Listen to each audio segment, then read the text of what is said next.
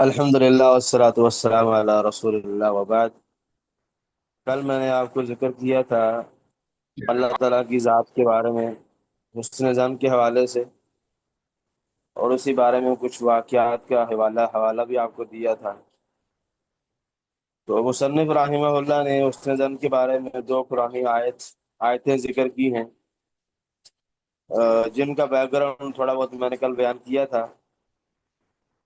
انہی آیات کی وضاحت میں مصنف نے ابن قیم رحمہ اللہ کا قول جو ہے وہ اپنی کتاب میں نقل کیا ہے کہ ابن قیم رحمہ اللہ جو پہلی آیت ہے، پہلے والی آیت سے مراد یظنون باللہ غیر الحق ظن الجاہلیہ، یہ والی آیت جو اللہ کے بارے میں جاہلیت کا گمان کرتے ہیں اور کہتے ہیں کہ حل لنا من الامر من شیء، کیا ہمارے پاس بھی معاملے کا کوئی تدبیر کا یا ہماری رائے لینے کا کوئی اختیار ہمارے پاس ہے کہ کوئی ہماری بات بھی مان لے؟ قل ان الامر کلہ للہ، تو اللہ کے رسول کو حکم دیا اللہ تعالیٰ نے کہ آپ کہہ دیں کہ معاملے کا اختیار وہ صرف اور صرف اللہ تعالیٰ کے پاس ہے۔ تو اس آیت کی وضاحت میں جو ہے وہ، یعنی وہ کون سا گمان تھا جس کو اللہ تعالیٰ نے حق نہیں قرار دیا، اس کی وضاحت ابن قیم رحمہ اللہ نے بیان کی ہے کہ فسر هذا الظن بأنه سبحانه لا ينصر رسوله، یعنی اس سے جاہلیت کے گمان کی ایک وضاحت یہ کی گئی ہے کہ ان کا یہ گمان کرنا کہ اللہ تعالیٰ اپنے رسول کی مدد نہیں کرے گا، نعوذ باللہ، یعنی اسلام کی مدد نہیں ہوگی۔ اللہ تعالیٰ جو ہے حق پرست لوگوں کی، صحابہ کرام کی مدد اور نصرت نہیں فرمائے گا۔ وَأَنَّ أَمْرَهُ سَيَضْمَحِلُ، اور یہ جو معاملہ ہے دین کا یہ زائل ہو جائے گا، ختم ہو جائے گا۔ تو ایک وضاحت جو جاہلیت کا گمان ہے یہ کی گئی ہے۔ وفسرا، اور ایسے ہی اس کا یہ معنی، یہ وضاحت بھی کی گئی ہے کہ جاہلیت کے گمان سے مراد بأنما اصابہ لم یکن بقدر اللہ و حکمتہ، کہ جو ان کو پہنچا ہے، تکلیف یا مصیبت آئی ہے، وہ اللہ کی تقدیر اور اس کی حکمت سے نہیں آئی۔ تو اب یہ تقدیر میں تان کرنا، یہ نعوذ باللہ اللہ تعالیٰ کی ربوبیت میں تان ہے، کیونکہ ربوبیت کا تقاضا ہے کہ جب انسان اللہ تعالیٰ کو رب مانتا ہے کہ وہ یہ بھی مانے کہ جو کچھ بھی کائنات میں ہو رہا ہے وہ اللہ کے فیصلے سے اور اس کی تقدیر سے ہو رہا ہے۔ اور ایسے ہی یہ اللہ تعالیٰ کی اسماء و صفات میں بھی تان ہے، اور اس کی حکمت میں بھی تان ہے، اس کی افعال کی حکمت میں، کہ اگر کوئی بندہ یہ گمان کرتا ہے کہ اللہ تعالیٰ جو ہے وہ اپنے رسول کی مدد نہیں کرے گا، یا اسلام ختم ہو جائے گا، مٹ جائے گا، اس کا نام لینے والا کوئی نہیں ہوگا، تو اس انسان نے اللہ تعالیٰ کے بارے میں غلط گمان کیا ہے، انتہائی غلط۔ یعنی مطلب یہ ہے کہ اللہ تعالیٰ نے پھر اپنے رسولوں کو بیکار بھیجا ہے۔ اگر جو ہے وہ اللہ تعالیٰ اپنے رسول کی مدد نہیں کرے گا تو، یا جو یہ جو نقصان یا مصیبت آئی ہے اس میں اللہ تعالیٰ کا یعنی کوئی حکمت کار فرما نہیں ہے، تو پھر یہ سارے کام تو فضول ہو گئے، کہ اگر آج آ کے سارا اسلام ختم ہی ہو جانا ہے اور جو اتنے صحابہ کرام جب وہ شہید ہو گئے یا مال تباہ ہوا، جانیں چلی گئیں، تو یہ سارا کچھ بیکار تھا۔ تو یہ بالکل بھی ایسا اللہ تعالیٰ کی حکمت کے بھی خلاف ہے، اور اللہ تعالیٰ کے تقدیر کے اور اس کے رب ہونے کے خلاف ہے کہ اللہ تعالیٰ جو ہے وہ اپنے رسول کو بھیجے اور اس کی مدد نہ کرے، اور ایسا گمان کرنا کہ مدد نہیں کرے گا، یہ منافقین کا گمان تھا۔ اس لیے جو ہے ابن قیم رحمہ اللہ نے فرمایا کہ وَهَذَا هُوَ ظَنُّ السَّوْءِ یا ظن السوء، یہ وہ برا گمان تھا الذی ظنہ المنافقون والمشرکون فی سورۃ الفتح، جو منافقوں نے اور مشرکوں نے سورہ فتح میں جب وہ کیا تھا۔ سورہ فتح کی آیت جو دوسری آیت ہے، الظانین باللہ ظن السوء علیہم دائرۃ السوء، تو یہ میں نے آپ کو کل ذکر بھی کیا تھا کہ ان کا یہ یعنی گمان کہ اللہ تعالیٰ جو ہے وہ باطل کو غلبہ دے دے گا حق پر، اور حق ہمیشہ کے لیے مٹ جائے گا۔ یعنی سورہ فتح کی آیت میں یہ وضاحت ہے۔ تو یہ سارے کچھ یہ منافقین کا یعنی عقیدہ، یہ ان کی سوچ ہے، ایمان والوں کی سوچ یہ نہیں ہے، وہ اللہ تعالیٰ کے بارے میں اس طرح کے گمان نہیں کرتے، کیونکہ یہ لِأَنَّهُ ظَنُّ غَيْرِ مَا يَلِيقُ بِهِ سُبْحَانَهُ وَمَا يَلِيقُ بِحِكْمَتِهِ وَحَمْدِهِ وَوَعْدِهِ الصَّادِقِ، کیونکہ یہ ایسا گمان ہے جو اللہ تعالیٰ کے لائق نہیں ہے، اس کی حکمت کے، اس کی تعریف کے، اس کے سچے وعدے کے لائق نہیں ہے۔ جب اللہ تعالیٰ نے اپنے نبی کی وعدے نصرت کا وعدہ کیا ہے اور مدد کا وعدہ کیا ہے، تو کیوں نہیں مدد کرے گا وہ؟ اور ایسا کیسے ہو سکتا ہے کہ اللہ تعالیٰ جو ہے وہ باطل کو غلبہ دے دے حق پر؟ بالکل بھی نہیں ہو سکتا۔ جو ایسا گمان کرنے والا ہے وہ کوئی منافق یا مشرک ہی ہو سکتا ہے، ایمان والا نہیں ہو سکتا، جیسے آگے وضاحت کی ہے کہ فمن ظن، جو شخص یہ گمان کرتا ہے کہ انہ یدیر الباطل علی الحق ادارۃ مستقرہ، کہ اللہ تعالیٰ باطل کو غلبہ عطا کر دے گا حق پر، مستقل غلبہ، جس سے حق بالکل ختم ہو جائے گا۔ وقتی طور پر کوئی اونچ نیچ ہو سکتی ہے کہ کبھی مسلمانوں کو نقصان ہو گیا، جیسے جانیں کوئی شہید ہو گئیں، یا مالی نقصان ہو گیا، لیکن مستقل غلبہ یہ ایسا ہو نہیں سکتا کہ کافروں کو ہو یا باطل کو ہو۔ باطل ہمیشہ شکست کھاتا ہے، حق غالب آتا ہے اور حق والے غالب آتے ہیں، جیسے اللہ تعالیٰ نے وعدہ کیا ہے انا لننصر رسلنا والذین آمنوا فی الحیات الدنیا، کہ ہم اپنے رسولوں کی اور ایمان والوں کی دنیا کی زندگی میں مدد کریں گے، اور یوم یقوم الاشہاد، اور قیامت کے دن بھی مدد کریں گے۔ تو اس لیے جو یہ سمجھتا ہے کہ اللہ تعالیٰ حق کو مغلوب کر دے گا، ادھر چلے جائیں گے۔ ابھی تم نے رفتاری کر یہ پانی اس مائرن نے کو رکھا سامنے ہی نہیں میوٹ کر پاگل دیں۔ نے۔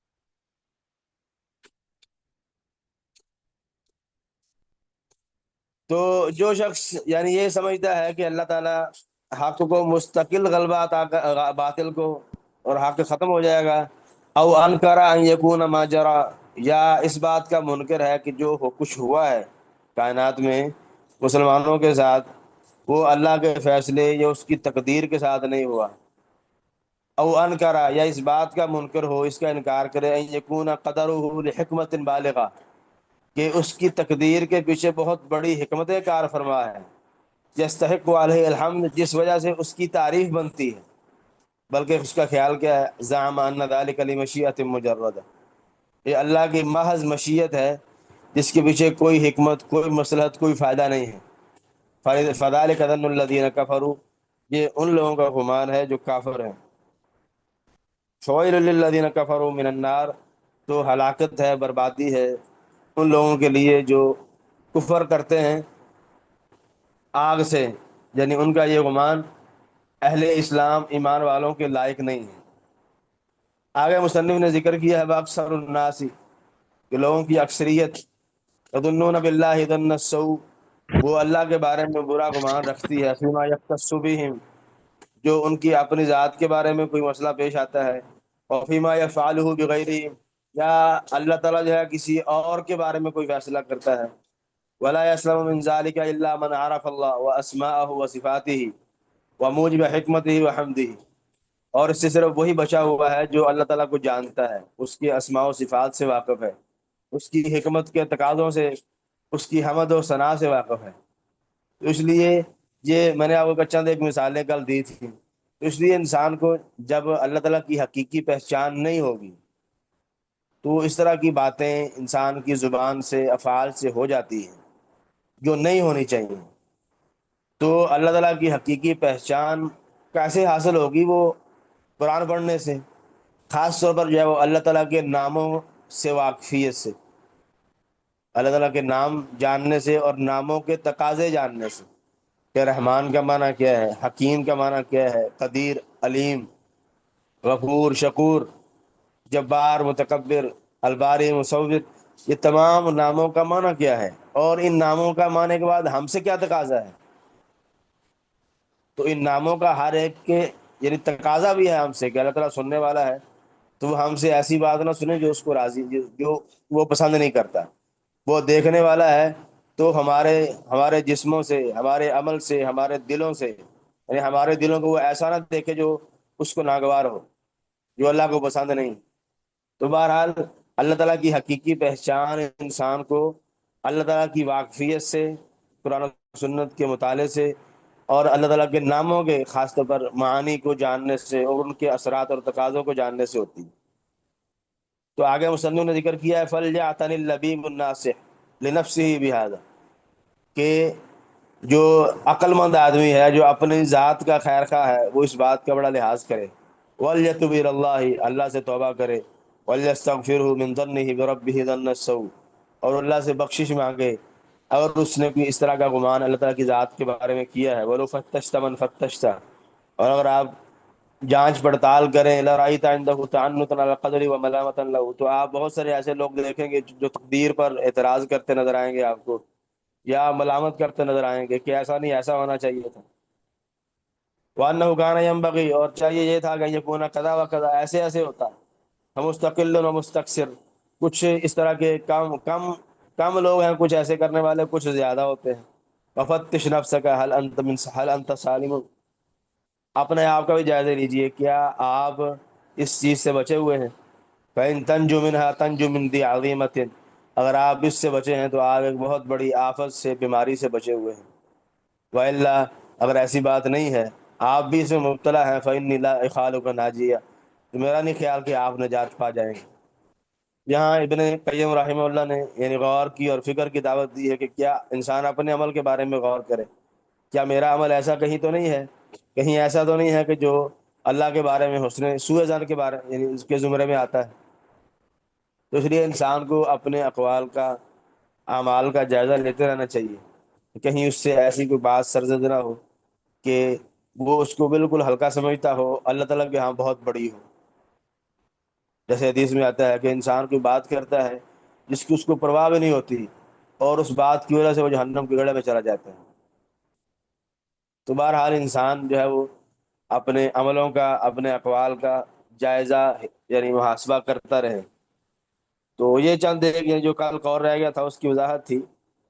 تو کیا آپ میں سے کسی نے اللہ تعالیٰ کے ناموں کے حوالے سے اس کے معنی کی پہلے جاننے کی کوشش کی ہے؟ یعنی کسی نے اس مقصد سے پڑھے ہوں کہ اس کو اللہ تعالیٰ کی معرفت حاصل ہو؟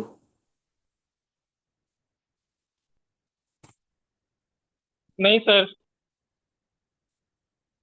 تو یہ پڑھنا چاہیے، علماء نے سر ایسا بڑی میں اچھی اچھی کتاب۔ مجھے ایسی آپ کائنڈلی کوئی کتاب ریکمینڈ کر دیں جس میں اس طرح سے تعارف ہو اللہ تعالیٰ کا۔ اصل میں ہمارا مسئلہ یہ ہے کہ ہم نے تو اللہ تعالیٰ کو پہچانا ہی نہیں جس طرح پہچاننا چاہیے۔ تو کتاب ایک بہت اچھی کتاب ہے، لیکن وہ عربی میں ہے، عربی پڑھ سر لیں گے بتا آپ؟ دیں، ٹرانسلیٹ کر لیں گے انشاءاللہ۔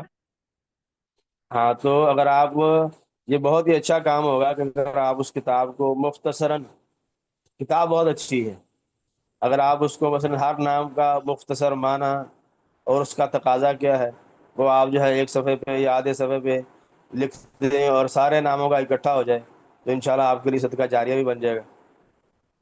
جی سر بالکل صحیح ہے، اس کو ایز اے پروجیکٹ انشاءاللہ لے لیتے ہیں، کر لیتے ہیں، اس کو اللہ کا نام لیتے ہاں، تو ایک محترمہ بتا رہی ہیں کہ مرکز نور میں یہ اسماء و صفات کا کورس کروایا گیا ہے، چلو اچھی بات ہے ماشاءاللہ۔ تو یہ ہونا چاہیے تاکہ انسان کو اللہ تعالیٰ کی معرفت ہو۔ تو کتاب الاسماء الحسنہ، عبد الرزاق البدر حافظ اللہ، یہ میرے استاد بھی ہیں، تو بہت ہی ماشاءاللہ قابل ہیں، سعودی عرب کے آپ کہہ لیں کہ جو نامور علماء کرام میں سے ان کا شمار ہوتا ہے، مدینہ منورہ میں ہوتے ہیں، عبد الرزاق بدر۔ تو کتاب بس پڑھ کر کے میں آپ کو بھیج، تو بہت اچھی کتاب ہے، عقیدہ کے بہت ایکسپرٹ بھی ہیں ماشاءاللہ، کتابیں اور بھی کافی سارے ہیں عقیدہ کے موضوع پر۔ تو اس لیے انسان کو یہ اس طرح کی کتابیں جن میں اللہ تعالیٰ کی ذات کا تعارف ہو، کیونکہ جو اللہ تعالیٰ کے نام ہیں اس میں اللہ تعالیٰ کا تعارف ہے۔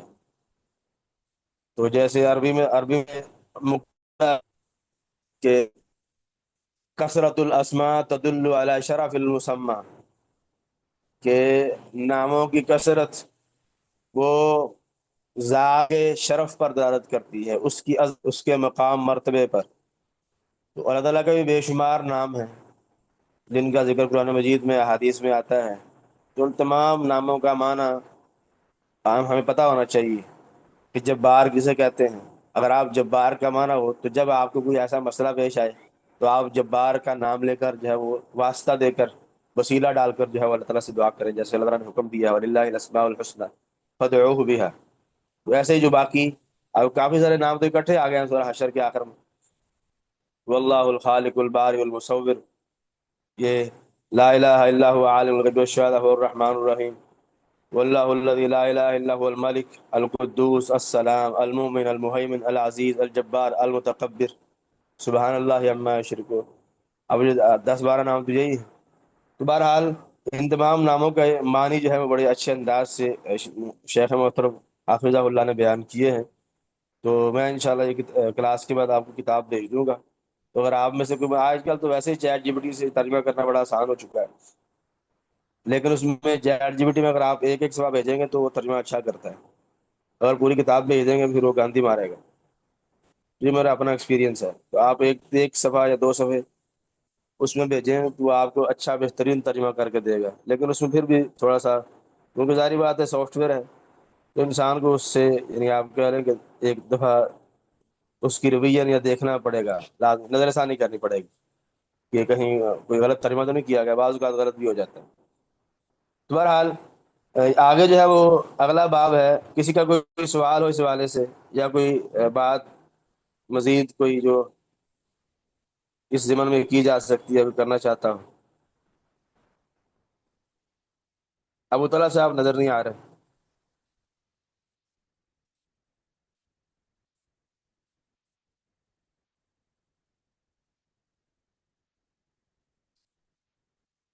کسی کا کوئی سوال نہیں ہے؟ نہیں تعلیم السلام۔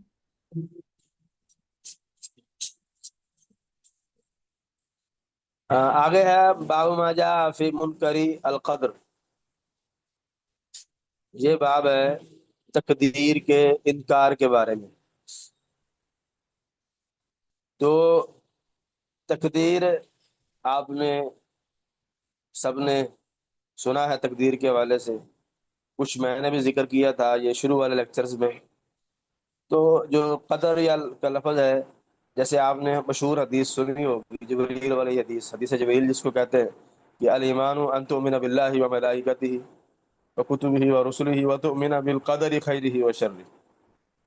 یہ اللہ کے رسول نے ایمان کے 6 ارکان بتائے ہیں، اس میں چھٹا اور آخری رکن جو ہے وہ وتؤمن بالقدر خیرہ وشرہ، کہ تو جو ہے تقدیر پر ایمان لائے، اچھی پر اور بری پر۔ تو جو تقدیر کا لفظ ہے القدر، یہ 2 معنوں میں استعمال ہوتا ہے۔ ایک یعنی اللہ کا ارادہ، کہ اللہ کا کسی چیز کو کرنے کا ارادہ، یہ تقدیر اس معنی میں آتا ہے۔ دوسرا، جو اللہ نے ارادہ کیا ہے، جو مقدر کیا ہے، جو لکھا ہے کہ جو ہوگا اس کام کے بارے میں، اس کو بھی تقدیر کہتے ہیں، قدر کہتے ہیں۔ اور کبھی یہ جو ہے نا وہ مثلا تقدیر یہ اس کام سے پہلے ہوتی ہے، جیسے مثلا جو کچھ بھی ہونے والا ہے اللہ تعالیٰ نے وہ 50,000 سال پہلے لکھ دیا ہے اپنے سابقہ علم کی بنا پر۔ جیسے اب مثلا فلاں انسان پیدا ہوگا، یہ سمر صاحب پیدا ہوں گے، اللہ تعالیٰ نے آسمان و زمین کو پیدا کرنے سے پہلے 50,000 سال پہلے لکھ دیا ہے۔ دوسری تقدیر ہے، یعنی یہ ہے تقدیر جو پہلے لکھی جا چکی ہے لوح محفوظ میں۔ دوسرا ہے ان کی پیدائش کو مقدر کرنا، جب انہوں نے پیدا ہونا ہے، جو یعنی اس تخلیق کے ساتھ جڑی ہوئی ہے، اس کی پیدائش کے وقت۔ تو یہ بھی یعنی ایک پہلو ہے تقدیر کے حوالے سے۔ تو تقدیر پر جو ایمان ہے یہ اس کا تعلق توحید ربوبیت کے ساتھ ہے اور توحید اسماء و صفات کے ساتھ بھی ہے۔ تو تقدیر کے حوالے سے مختصراً بات کو یہ اس باب میں جو ہے نا وہ تفصیل تھوڑی سی لمبی ہے، یہ آج کور نہیں ہو سکتی، تو ایک اور لیکچر چاہیے۔ تو بہرحال اس میں مختصر بات یہ ہے کہ یہ اللہ کا علم ہے، سابقہ علم، یعنی جو کچھ ہونے والا ہے اللہ تعالیٰ کو پہلے سے ہی معلوم ہے کہ کل کیا ہوگا، آج سے 1000 سال بعد کیا ہوگا۔ اللہ نے سب کچھ لکھا ہوا ہے، اس کو پتا ہے کہ یہ ہوگا۔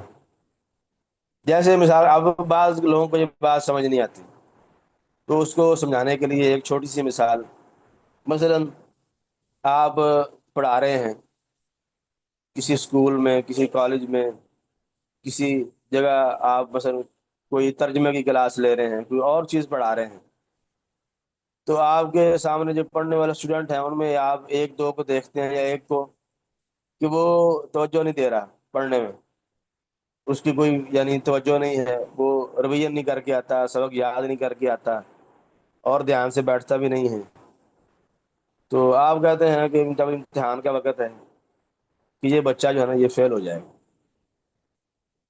آپ نے اپنے تجربے کی بنیاد پر کہا ہے، کیونکہ اس کا سابقہ ریکارڈ یہ ہے، اس نے دھیان سے پڑھا نہیں ہے، اس کو کچھ آتا نہیں ہے، اس کو سمجھ اور پہچان بھی نہیں ہے، تو اس لیے اس نے فیل ہو جانا ہے۔ اگر وہ امتحان ہو جاتا ہے، وہ فیل ہو جاتا ہے، اب آپ نے اپنے تجربے کی بنیاد پر جتنا آپ کو علم تھا، ایکسپیرینس تھا، اس بنا پر آپ نے ایک جو ہے نا اپنی رائے دی تھی، وہ فیل ہو گیا ہے۔ تو میرا آپ سے سوال یہ ہے کہ کیا آپ نے اس اسٹوڈنٹ کو فیل ہونے پر مجبور کیا ہے کہ وہ لازماً فیل ہو؟ نہیں، نہیں سر، بالکل بھی نہیں۔ آپ نے مجبور نہیں کیا، لیکن کیونکہ آپ کا تجربہ تھا تو وہ ویسے ہو گیا جیسے آپ نے کہا۔ یہی علم آپ کا ظن غالب ہے، اللہ کا یقین ہے کہ اللہ کو یقینی پتہ ہے کہ کیا ہوگا، صرف اتنا فرق ہے۔ تو جیسے آپ نے اس اسٹوڈنٹ کو مجبور نہیں کیا فیل ہونے پر، انسان بھی مجبور نہیں ہے اپنے ہر کام میں، جو بھی وہ کرتا ہے وہ اپنی مرضی سے کرتا ہے۔ اللہ تعالیٰ جو ہے کسی کو مجبور نہیں کرتا۔ یہ میں نے آپ کو مثال اس لیے دی ہے سمجھنے کے لیے کہ تقدیر کے حوالے سے بنیادی طور پر 3 طرح کے گروہ ہیں، 3 طرح کے گروہ ہیں۔ ایک ہے جبریہ جس کو کہتے ہیں، تو یہ اللہ تعالیٰ کی تقدیر کا اس بات کرتے ہیں لیکن اس میں انتہا درجے کا غلو کرتے ہیں، اور یہ تک کہہ دیتے ہیں کہ بندے کا اختیار ہی نہیں ہے، بندہ جو ہے وہ اپنے ہر کام میں مجبور ہے، اس نے کھانا ہے، پینا ہے، سونا ہے، اٹھنا ہے، جاگنا ہے، نافرمانی، اطاعت، ہر کام میں اس کا اپنا کوئی اختیار، اپنی مرضی نہیں ہے، نہ اس کی اپنی کوئی قدرت ہے، طاقت ہے۔ وہ دیوار سے گرے، درخت سے گرے، وہ چھت سے گرے، وہ سیڑھیاں اترے، وہ مجبور ہے سارے کام کرنے پر۔ یہ جبریہ ہے جو تقدیر کے بارے میں انتہائی غلو کرتے ہیں۔ اس کے اپوزٹ دوسرا گروہ کیا ہے؟ معتزلہ کا۔ وہ بندے کے اختیار کو ثابت کرتے ہیں کہ انسان کے پاس بھی اختیار ہے شر اور خیر میں چوز کرنے کا، ایمان اور کفر میں یعنی چوز کرنے کا کہ ایمان لائے یا کفر کرے، سوئے یا نہ سوئے، بولے یا چپ رہے، کھانا کھائے، پانی پیے، جو مرضی کھائے، اس کی مرضی ہے۔ لیکن انہوں نے کیا کیا ہے؟ انہوں نے دوسری انتہا کی ہے، انہوں نے بندوں کی یعنی انسان کی مشیت کو اللہ کی مشیت سے ہی نکال دیا ہے، بلکہ یہ تک کہہ دیا ہے ان کے جو انتہائی غلو کرنے والے ہیں کہ اللہ کو نعوذ باللہ کسی کام کا پتہ ہی تب چلتا ہے جب وہ کام ہو جاتا ہے۔ مثلا اب میں نے اگلا لفظ کیا بولنا ہے اللہ تعالیٰ کو ابھی نہیں پتا، جب میں بولوں گا تب پتہ چلے۔ میں نے کیا کھانا ہے اللہ کو نہیں پتا، جب میں کھاؤں گا تب پتہ چلے۔ میں نے کب سونا ہے اللہ کو پتہ نہیں، نعوذ باللہ من ذالک۔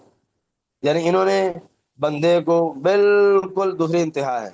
جبریہ ایک انتہا پر ہے، یہ معتزلہ اس کے اپوزٹ دوسری انتہا پر ہے۔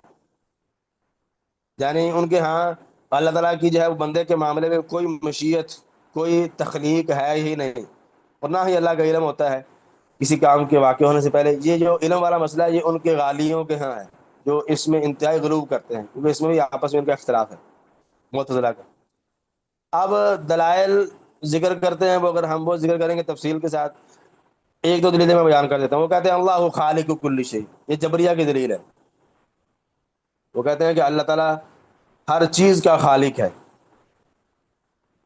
تو اب اس میں اگر یہ کہا جائے کہ اگر اللہ تعالیٰ ہر کام انسان کا جو بندہ کرتا ہے وہ اللہ تعالیٰ ہی کرتا ہے، وہ انسان مجبور ہے اس کے کرنے پر. اگر وہ نیکی کرتا ہے تو مجبور ہے، برائی کرتا ہے تو مجبور ہے. تو پھر یہ نیک لوگوں کو جنت دینا یا برے لوگوں کو جہنم میں ڈال دینا، تو یہ کس مقصد کے لیے ہے؟ اگر نیکی کرنے والا نیکی کرنے پر مجبور ہے، برائی والا برائی پر مجبور ہے، تو برائی والے کو انسان جہنم میں ڈال دے تو یہ تو ظلم ہو جائے گا. تو اللہ تعالیٰ ظلم سے یعنی مستغنی ہے، وہ ظلم یعنی ظلم سے بالکل بری ہے، وہ ظلم تو نہیں کرتا. تو یعنی ان کے جو آیا یعنی جو جبریہ ہیں، ان کے نظریے سے سوچ سے غلط نظریات جنم لیتے ہیں اللہ تعالیٰ کی ذات کے بارے میں. ایسے ہی وہ کہتے ہیں کہ واللہ خلقکم وما تعملون، کہ اللہ نے تم کو پیدا کیا ہے اور جو تم عمل کرتے ہو اس کو پیدا کیا ہے. مطلب یہ ہے کہ تم بھی اور تمہارے عمل بھی اللہ کی تخلیق ہے، اللہ کے پیدا کرتے ہیں. یہ بالکل صحیح ہے، اس سے وہ استدلال کرتے ہیں، حالانکہ یہ ان کے خلاف دلیل ہے. کیونکہ اللہ تعالیٰ نے عمل کی نسبت انسان کی طرف کی ہے، جو تم عمل کرتے ہو. یہ نہیں کہا کہ جو میں کرتا ہوں. اب اللہ تعالیٰ کا یہ کہنا کہ اللہ نے تم کو پیدا کیا ہے اور جو تم عمل کرتے ہو اس کو بھی پیدا کیا ہے، وہ اس وجہ سے ہے کیونکہ انسان کا جو بھی عمل ہے وہ انسان کے ارادے سے اور اس کی قدرت سے ہوتا ہے. اور انسان کو جو اللہ نے ارادہ دیا ہے، قدرت دیا ہے، یہ دونوں انسان میں اللہ نے پیدا کی ہیں. تو اس لیے جو اس ارادے سے قدرت سے عمل صادر ہوگا وہ بھی اللہ کی مخلوق ہی کہلائے گا. تو اس پہلو سے یہ اللہ کی مخلوق ہے، تخلیق ہے.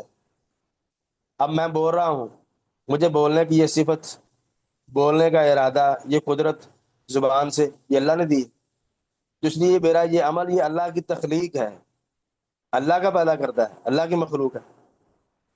تو یہ ان کا استدلال ہے. ایسے ہی بما رمیت اذ رمیت ولکن اللہ رمی. میں یعنی آیات کچھ اس لیے بیان کر رہا ہوں کہ ممکن ہے بعض نے اس طرح کی آیات کسی سے سنی ہو تو یہ یعنی بعض شبہات انسان کے ذہن میں اٹک جاتے ہیں، پھر وہ نکلتے نہیں ہیں. اب وہ اس آیت سے استدلال کرتے ہیں کہ نہیں تو نے پھینکا جب پھینکا لیکن اللہ نے پھینکا. تو مطلب یہ ہے کہ اللہ تعالیٰ نے اپنے نبی سے پھینکنے کی نفی کی ہے اور اپنی ذات کے لیے اس بات کی ہے کہ جب تو نے مٹی پھینکی. یہ غالباً بدر کا واقعہ ہے کہ بدر میں اللہ کے رسول نے جو ہے وہ مٹھی بھری مٹی کی اور پھینک دی، تو وہ مٹی جو ہے وہ تمام کافروں کی آنکھوں میں چلی گئی. اب اس آیت سے وہ استدلال کرتے ہیں کہ اللہ تعالیٰ نے یہاں کہا کہ وما رمیت اذ رمیت، تو نے نہیں پھینکا جب تو نے پھینکا، ولکن اللہ رما، وہ مٹی اللہ نے پھینکی تھی. تو یہ بھی ان کے خلاف دلیل ہے، کیونکہ اللہ تعالیٰ نے پھینکنے کی نسبت اپنے نبی کی طرف کی ہے، وما رمیت اذ رمیت. لیکن چونکہ پھینکنے کے دو معنی ہیں، ایک معنی ہے کہ مٹی اٹھا کے پھینکنا، دوسرا ہے اس مٹی کو تمام کافروں کی آنکھوں میں پہنچا دینا. اس میں ایک فعل اللہ کے رسول نے کیا ہے مٹی اٹھا کے پھینکنے والا، اور اس کو تمام کافروں کی آنکھوں میں پہنچا دینا یہ اللہ نے کیا ہے، کیونکہ یہ اللہ کے رسول میں بس میں نہیں تھا، اختیار میں نہیں تھا، یہ اللہ کا فعل ہے، اللہ کے رسول کی قدرت میں ایسا کام نہیں تھا. تو بہرحال یہ چند ایک اور بھی کئی دلائل ہیں جن سے وہ استدلال کرتے ہیں.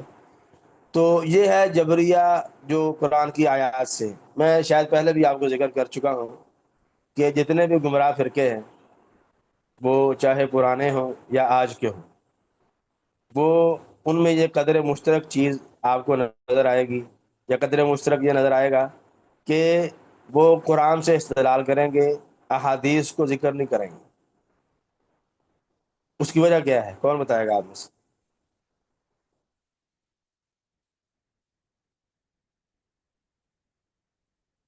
شیخ محترم وہ قرآن حدیث کو مانتے نہیں ہیں. یہ بھی ایک وجہ ہو سکتی ہے، لیکن حدیث کو نہ ماننے کی وجہ کیا ہے؟ سر کیونکہ وہ قرآن کی یعنی اس میں تفسیر بھی ہے، تو وہ اس طرف اس لیے نہیں جاتے کہ اصل معنی یعنی سے ظاہر ہوگا، تو قرآن کو پھر اپنی خود سے وہ اس کی تعویل کرتے ہیں اور بتاتے ہیں. جی جی، بہت شکریہ آپ کا. اللہ تعالیٰ آپ کو خوش رکھے، یہی مطلب ہے، کیونکہ جو ہر گمراہ فرقہ ہے وہ قرآن سے استدلال کرتا ہے، قرآن کا استدلال پڑھتا قرآن کی آیت ہے لیکن معنی اپنا بیان کرتا ہے جو اس کی مرضی ہوتی ہے۔ تو اللہ تعالیٰ نے جیسے قرآن کے الفاظ کو محفوظ کیا ہے، ایسے قرآن کے معانی کو بھی محفوظ کیا ہے، اور قرآن کے معانی میں حدیث آتی ہے، تو حدیث غلط معنی لینے میں رکاوٹ بن جاتی ہے۔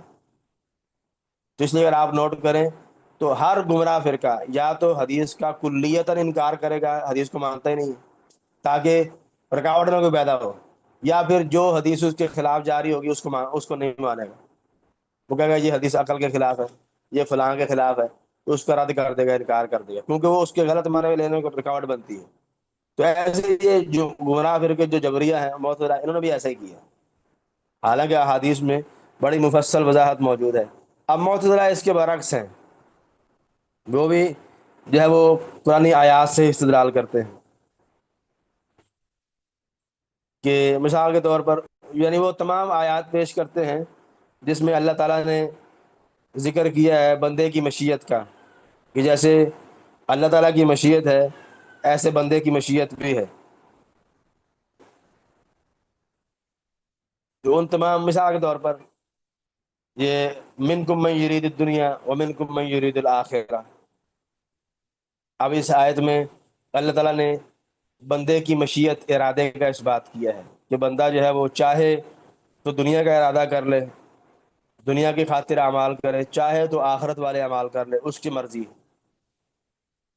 ایسے ہی من عمل صالحا فلنفسہ ومن اساء فعلیہا، کہ جو نیک عمل کرے تو اپنی ذات کے لیے کرے گا، جو برے کرے گا اپنی ذات کے لیے کرے گا۔ یعنی اس طرح کی جتنی بھی آیات ہیں جس میں اللہ تعالیٰ نے انسان کے ارادے کو ثابت کیا ہے کہ اللہ نے انسان کو ارادہ دیا ہے اور انسان ہی کام کرنے والا ہے، وہی نماز پڑھتا ہے، وہی رکوع کرتا ہے، وہی سجدہ کرتا ہے، وہی اچھے کام کرتا ہے، وہی برے کام کرتا ہے، وغیرہ وغیرہ، یعنی جس میں انسان کی عمل کی نسبت انسان کی طرف کی گئی ہے، وہ تمام آیات جو ہے معتزلہ پیش کرتے ہیں۔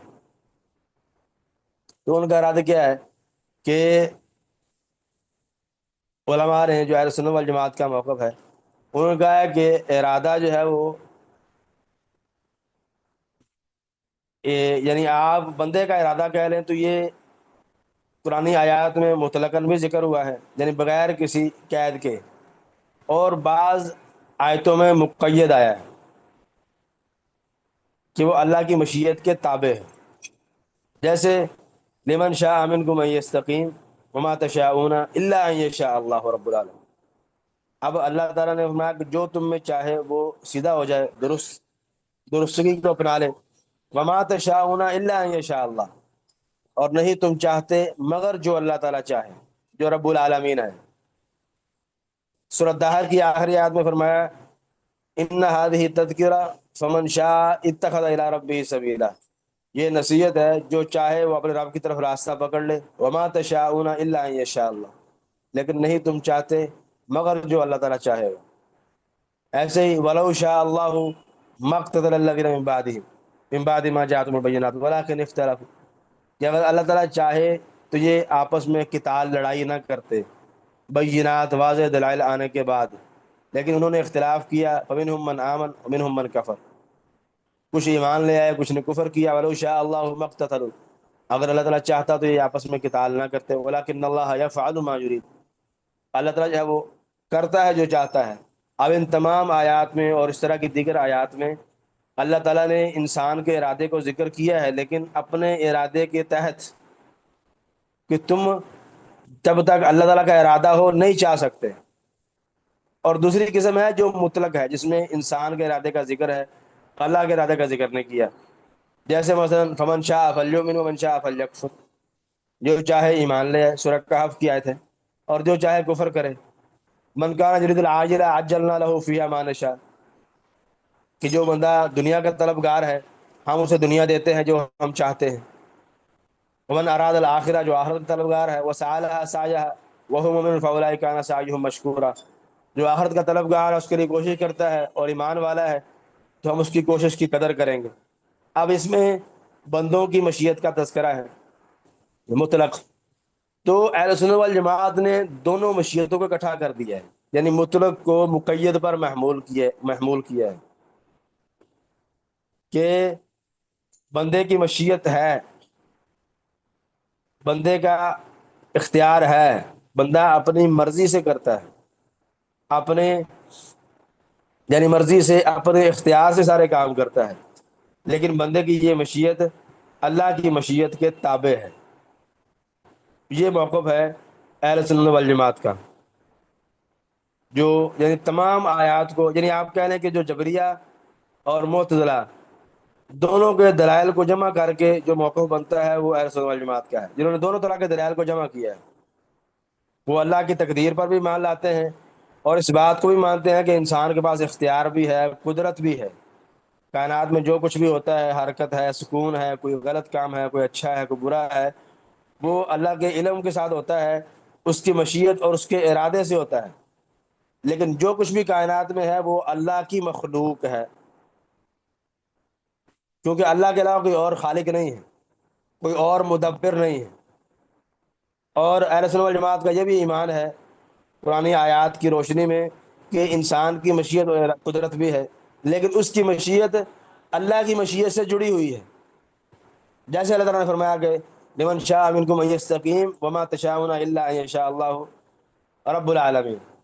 تو جب بندہ کوئی کام کرنا چاہتا ہے، کوئی کام کرتا ہے، وہ اپنی مرضی سے کرتا ہے، لیکن اس کی مشیت سے پہلے اللہ کی مشیت ہوتی ہے تو وہ کرتا ہے.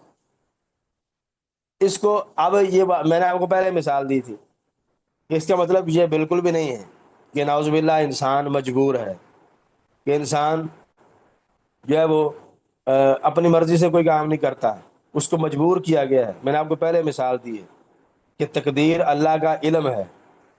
اس کو سمجھنے کے لیے مثلا ایک اور مثال ذہن میں رکھیں کہ اب یہ کیسے ہے کہ جو کچھ بھی ہوتا ہے وہ اللہ کی مرضی، اس کے ارادے سے ہوتا ہے، حالانکہ یہ دنیا میں غلط کام بھی ہو رہے ہیں تو اللہ کے ارادے سے ہوتے ہیں. اس کی مرضی کے بغیر اس کی دنیا میں، اس کی ملکیت میں کچھ بھی نہیں ہو سکتا.